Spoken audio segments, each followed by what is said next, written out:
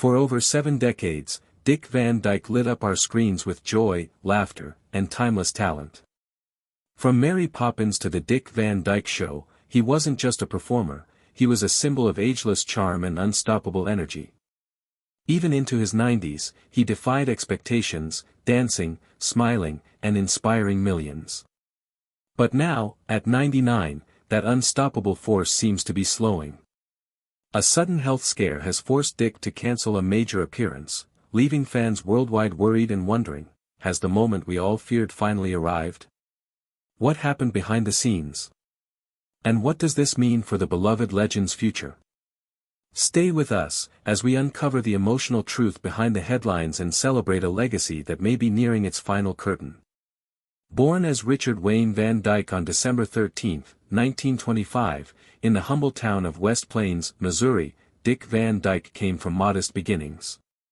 His mother, Hazel, worked as a stenographer, while his father, Loren, was a traveling salesman. Although born in Missouri, it was the small town of Danville, Illinois, where Dick spent most of his formative years, a place that would quietly shape the future of a showbiz legend. Talent ran in the family. His younger brother, Jerry Van Dyke, would also go on to make a name for himself in television, eventually joining Dick on the Dick Van Dyke Show. With roots tracing back to Dutch, English, Irish, and Scottish ancestry, and even a direct connection to John Alden of the Mayflower, Dick's heritage was as rich and varied as the characters he would later bring to life. At Danville High School, young Dick's passion for the stage began to take shape. Singing in the choir and acting in school plays, he felt the first sparks of a lifelong calling. For a time, he considered a very different path, becoming a minister, but the pull of performance was too strong. That passion led him to make a bold decision. He dropped out of high school during his senior year to join the U.S. Army Air Forces during World War II. But even that wasn't simple. Despite his eagerness, he initially struggled to gain entry.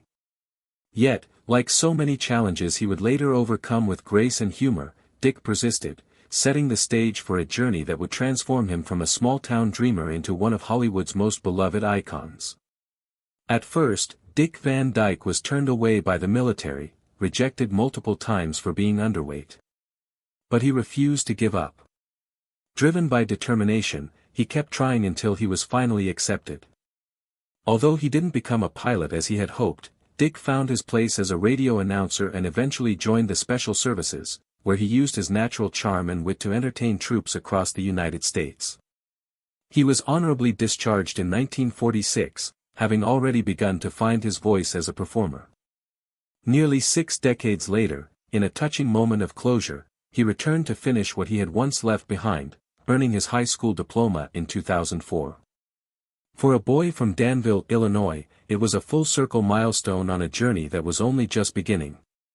After the war, Dick returned to Danville and began working as a radio DJ in the late 1940s, using his voice to connect with local audiences. Then, in 1947, fate intervened. A mime artist named Phil Erickson saw something special in Dick and convinced him to form a comedy duo. The pair called themselves Eric and Van, the Merry Mutes. Their act was unique, silent comedy that relied on lip-syncing to records and exaggerated mime performances. They toured nightclubs up and down the West Coast, captivating audiences without ever saying a word. By the early 1950s, their talent and originality earned them a local television show in Atlanta called The Merry Mutes. It was an unconventional start, but for Dick Van Dyke, it was the first major step into the spotlight of American entertainment. It featured music and comedic sketches. Dick learned the ropes of entertaining from this modest beginning. Soon after, Dick was hired by WDSU-TV, a television station in New Orleans, where he began as a standalone comedian and later became the host of a comedy show. He was establishing himself gradually. Dick first appeared on national television in 1954 on Dennis James' Chance of a Lifetime. A few years later, he also appeared on The Polly Bergen Show, The Pat Boone Chevy Showroom, and The Phil Silvers Show. A fortunate break then arrived. Dick was recommended to CBS by an Army buddy who was now an executive there. A 7-year contract with CBS was the result of that one suggestion.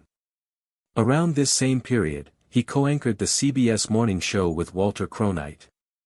In a subsequent interview, Dyke made a joke about his lack of experience hosting morning shows. Dyke debuted on Broadway in The Girls Against the Boys in 1959. Although it only lasted 16 shows, it provided him with the necessary stage experience. Soon later, things began to shift. A star is created. Dyke was chosen to play Albert Peterson in the Broadway production of Bye Bye Birdie in 1960. He co-starred with Paul Lynde and Chita Rivera. Although opinions on the musical were divided, Dyke's performance was particularly noteworthy. He was deemed likable by one critic, but the show needed improvement, according to another. Nevertheless, Dyke won the 1961 Tony for Best Featured Actor in a Musical, and the production went on to win 4 Tony Awards. As a result, Bye Bye Birdie was made into a movie in 1963. Dyke wasn't happy with how the movie had changed. Even though his character was no longer the main emphasis, he still performed well, and the movie went well. Then came the role that made him famous, The Dyke Van Dyke Show. Variety magazine lauded him, adding, "Van Dyke displays a showbiz know-how far more extensive than his television outings communicate." Dyke portrayed Rob Petrie, a comedic writer for a television program, from 1961 to 1966. Carl Reiner, the show's creator, had intended to play the lead himself, but CBS rejected his idea, so Reiner chose Dyke instead. Talent abounds in the cast. The squad included Mary Tyler Moore, who played Rob's wife, Rose Marie, and My Amsterdam. The show was adored by viewers. Dyke's timing and physical humor are praised by critics. According to one assessment, his intoxicated husband's act was a masterwork of timing and creativity. Dyke's performance earned him 3 Emmys, and the program took home 4 Emmys for Best Comedy Series. The show received plaudits for its ability to authentically and freshly integrate home and professional life. Later, according to Entertainment Weekly, the show progressed with the same elegance and fluidity that Dyke and Mary displayed on TV. The ensemble reunited for Ray Romano's special, The Dyke Van Dyke Show, Revisited, in 2004. It was an homage to the program that had catapulted Dyke's career to stardom. However, his fame extended beyond magic, music, television, and numerous roles. Dyke began working for Disney in 1964 as Bert the Chimney Sweep in Mary Poppins. He also portrayed the elderly bank manager, Mr. Daw Sr. He was credited using a false name, Nav Kid Keed, and donned a lot of makeup for that second job. The letters can be rearranged to form Dyke Van Dyke. However, things weren't always easy. Dyke's Mary Poppins British accent gained notoriety for the wrong reasons. It was chosen as one of the worst movie accents ever in an Empire magazine survey conducted in 2003. Dyke then claimed that his Irish accent tutor was no more proficient than he was. On set, no one corrected him. Nevertheless, the film was a huge success. The movie's music earned Dyke and Julie Andrews a Grammy, and one of the songs, Chim Chimch, even took home an Oscar. Dyke made appearances in a number of more comedies during the 1960s. Some, such as Fitz Willie, Divorce American Style, and What a Way to Go, didn't perform very well. But with Chitty Chitty Bang Bang, he achieved triumph once more in 1968. He used his Native American accent as he performed Caractacus Potts. The movie, which was a family favorite, included the same songwriters and choreographers as Mary Poppins. Dyke Van Dyke had established himself in theater, television, and movies. He continued to develop with every step, rising from humble beginnings to global renown. Dyke Van Dyke continued to be a hit on TV and in movies after he became well known as Rob Petrie on The Dyke Van Dyke Show. He continued to be well known throughout America and Canada from the late 1960s to the early 1990s. Even though his accent was often ridiculed, his portrayal of Bert in Mary Poppins was indelible. In fact, for that very performance, he received a Golden Globe nomination. However, there was more. He played a more serious part in the humor in 1969 after starring in Bye Bye Birdie and Chitty Chitty Bang Bang. Additionally, he voiced Mr. Bloomsbury in Curious George in 2006 and made an appearance in Dick Tracy in 1990. Then, in Night at the Institution, he played Cecil Frederick, the villain of the institution, which he reprised in the follow-ups. Not to mention his guest appearances. He made appearances on The Carol Burnett Show and Columbo in the 1970s. The new Dick Van Dyke show followed, and it ran from 1971 to 1974. Dick Van Dyke was a man of surprises, even in his senior years. Poppins Again and a jazz record. He recorded the children's album Rhythm Train in 2010. He joined forces with singer Leslie Bixler and drummer Chad Smith of the Red Hot Chili Peppers. Dick even rapped on one track, which was a delightful moment that demonstrated his continued playfulness. Then, in 2017, he took an even more surprising action. He put out a jazz record. Step Back in Time was his first solo album since 1963. Songs from the 1920s, 1930s, and 1940s were included on the album. In order to give old classics a big band sound, he collaborated with gifted players like Dave Enos and Bill Bixler. That Christmas, he also recorded a duet with Jane Lynch, an actress. After its digital release, the song "We're Going Caroling" became a beloved holiday treat for listeners. However, his 2018 appearance in Mary Poppins Returns was one of his most heartwarming comebacks. On this occasion, he portrayed Mr. Dawes Jr., the son of the elderly banker he had portrayed in the first movie. Longtime followers experienced nostalgia, happiness, and even tears during his little scene. Van Dyke himself was consulted by Marvel producers while WandaVision was being made. They went directly to the source in order to learn how to recreate the atmosphere of vintage comedies such as The Dick Van Dyke Show. Van Dyke handled it all with humor, even if he made several gaffes in Hollywood, such as his poor British accent in Mary Poppins. I appreciate this opportunity to apologize for inflicting on them the most atrocious Cockney accent in the history of cinema. He laughed after making this joke in 2017 while winning a BAFTA award. Not a single word was spoken by the whole English cast I was working with. His flaws also contributed to his allure. Still grabbing news attention. Dick Van Dyke made headlines once more in 2023, when he was 97 years old. In a very unexpected method this time. He was the oldest contestant on The Masked Singer ever. He was the first competitor to be unmasked in Season 9 while wearing the disguise of Gnome. But that was a memorable occasion.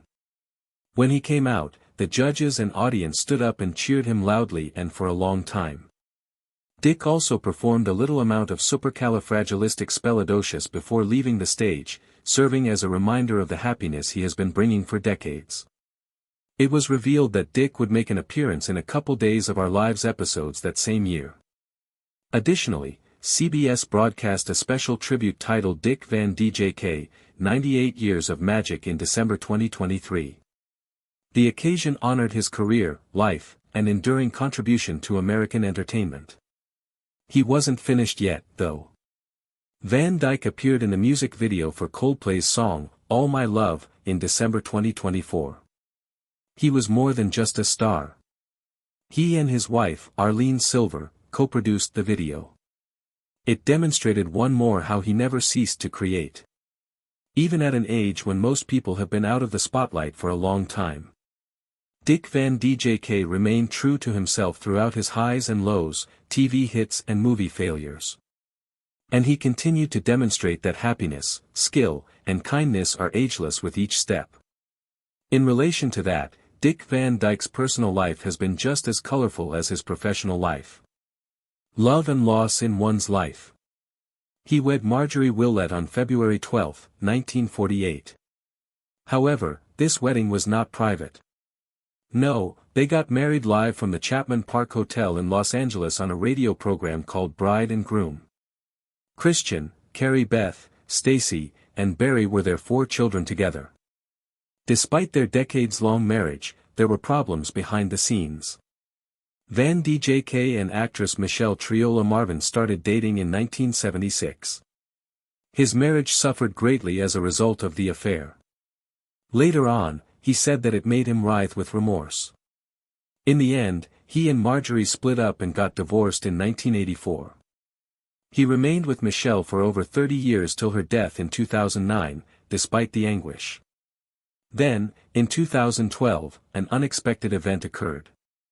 Dyke remarried at age 86 to Arlene Silver, a cosmetics artist who was 46 years his junior. At the Screen Actors Guild Awards 6 years prior, they had first met. His life had entered a new, peaceful, and happy phase. For Van Dyke, family was very important.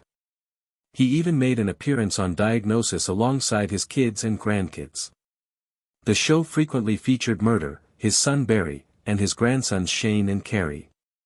Dyke has 7 grandchildren in all, but there have also been very sad times. His granddaughter, Jessica, died of Reye syndrome in 1987. The loss was excruciating. Van Dyke then made appearances and public service announcements to alert families to the risks associated with giving youngsters aspirin. Van Dyke remained steadfast in his religious beliefs despite his rising prominence. He was an elder and Sunday school teacher at his Presbyterian church. He read religious authors such as Dietrich Bonhoeffer and Martin Buber. Despite entertaining millions of people on film, his spiritual side kept him grounded. However, a terrifying incident in 2013 demonstrated how brittle life may be. Van Dyke, who was 87 at the time, was traveling in Calabasas, California, on the US 101 freeway on August 19, 2013. His Jaguar suddenly caught fire. Fortunately, a stranger noticed what was happening and hurried in to help as the smoke and flames spread quickly. Van Dyke was rescued from the blazing automobile just in time by a bystander. The car was charred down to the frame, but Dyke remained unharmed. Van Dyke maintained his composure and gratitude despite the near miss. Everyone was reminded by the occurrence that even for a legend, things can change drastically. Shortly thereafter, however, he would encounter a more enigmatic and concerning health issue. One that lacked definitive answers. Van Dyke has been bothered by something for years. It wasn't going away either. Although it was invisible, it had a significant impact on his life. It all began with an odd feeling in his brain. No one could understand the illness. Dyke Van Dyke was always vivacious. But he started experiencing an odd ailment in his 80s. He experienced a pounding sensation in his head whenever he lay down. It wasn't your typical headache.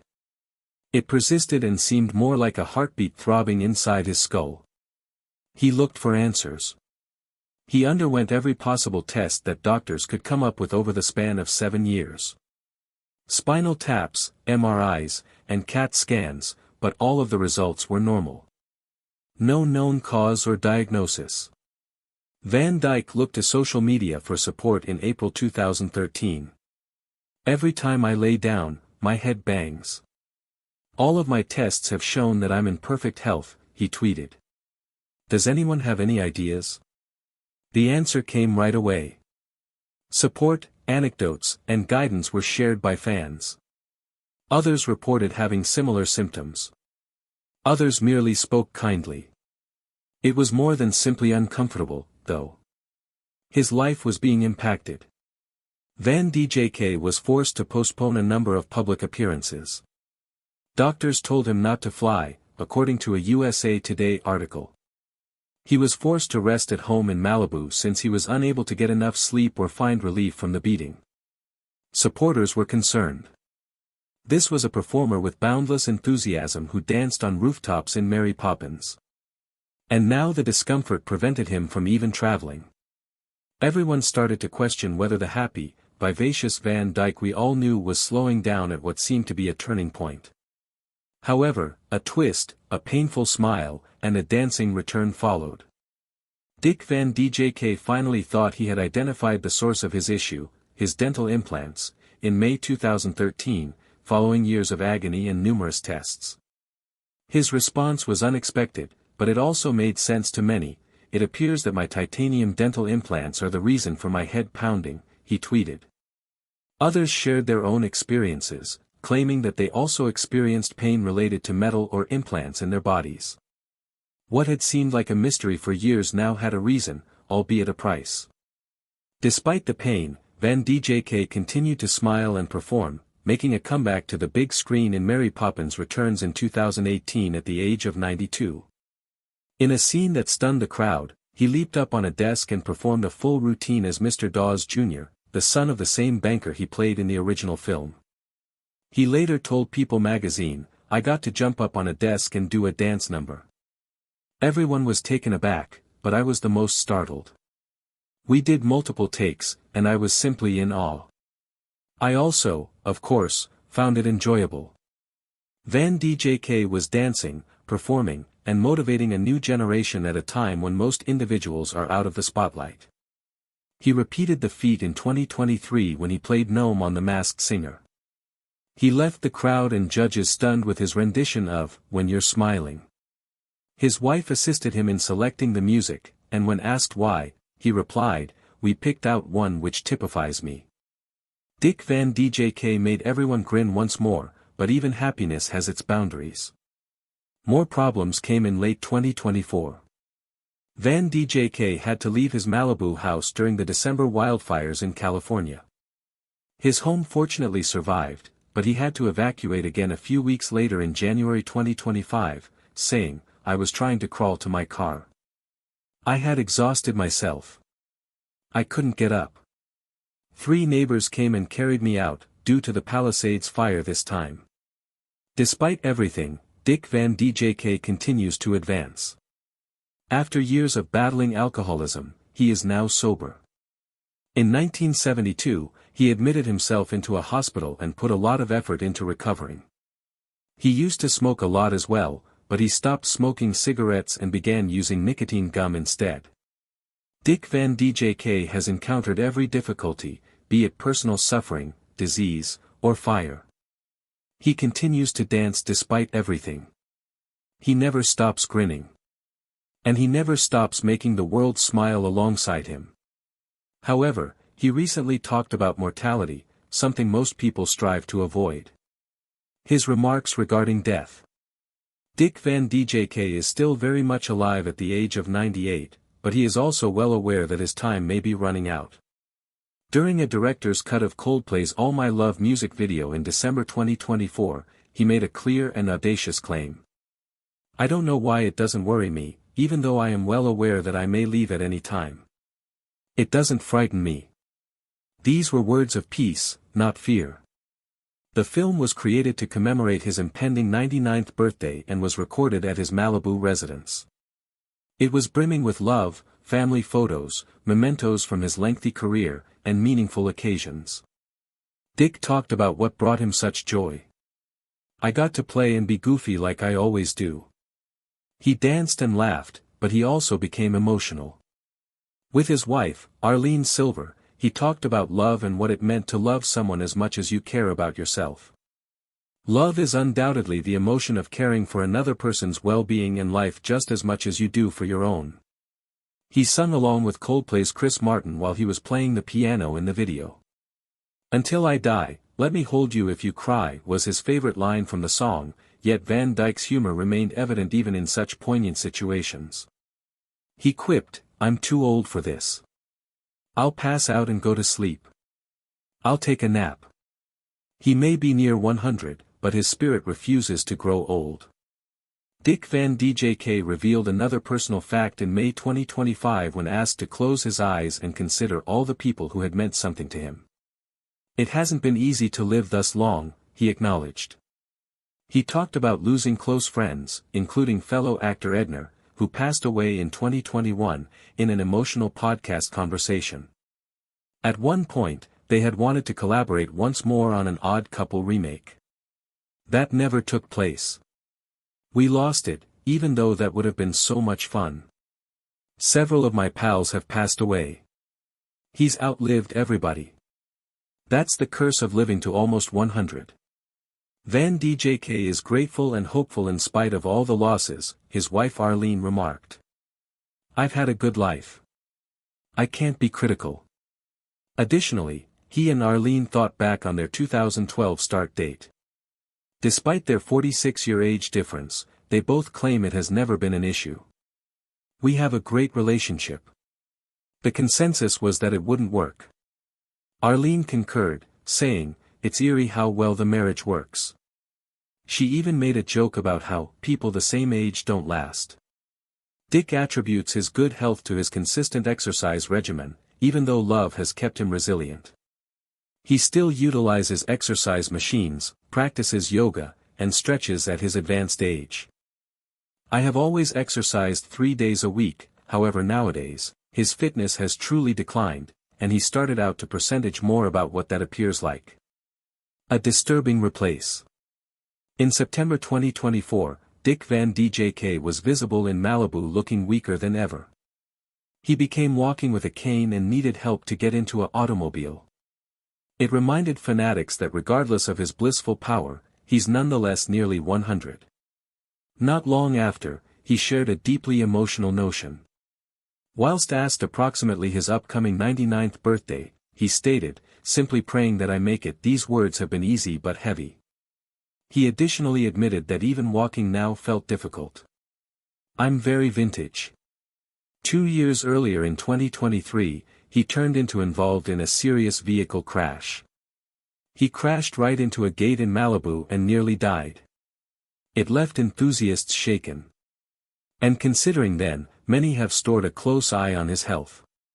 No matter all this, Van Dyke says he wants to paintings till his final breath.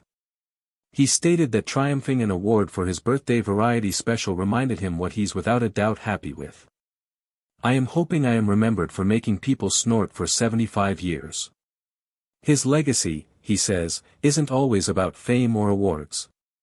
It's about laughter. "I have been inside the commercial enterprise 75 years. I cannot agree with that. I'm nonetheless right here and performing." Even now, he jokes that he is open to more roles. "I am looking for paintings if anyone has." And to younger actors, he gave one easy piece of advice. "You need to stick with it. Be affected person in case you were given the self-belief in yourself." However, that spark doesn't suggest every day is simple. Pulling out of a display. On June 28, 2025, enthusiasts had been excited to peer Dyke Van Dyke stay at an event known as Vandy Camp. He was alleged to host it together with his spouse on the Arlene Dyke Van Dyke Theater at Malibu Excessive College. However, simply before the event, something modified. Arlene took the degree and lightly broke the information.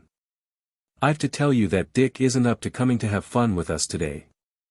I'm sorry," she explained it simply.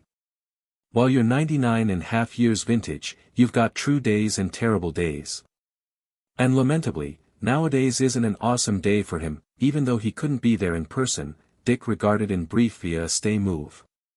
Arlene instructed the target audience she believed he could be there in man or woman at the subsequent one. Talking about how essential the occasion turned into to her husband, she stated, "It's far a celebration of your formative years. All of our childhoods, and Dyke Van Dyke is a massive part of that. The group become complete of his lifelong lovers, and Arlene made sure they knew how a lot their love intended." She told the target market how unique the Vandy Camp events were, now not only for the fanatics, however for bringing anybody together in one space to rejoice the joy Dyke Van Dyke has delivered into their lives. Speaking approximately her husband, Arlene grew emotional. She shared that being with him had made her a better character, no longer simply because of his repute, but because of the form of man or woman he's. Arlene also admitted how difficult it become to stand on level without him by her facet. "Just a 12 months in the past, she would not have imagined doing something like this by myself. However, with time and the help he's constantly given her, she had slowly found out to step out of her consolation region.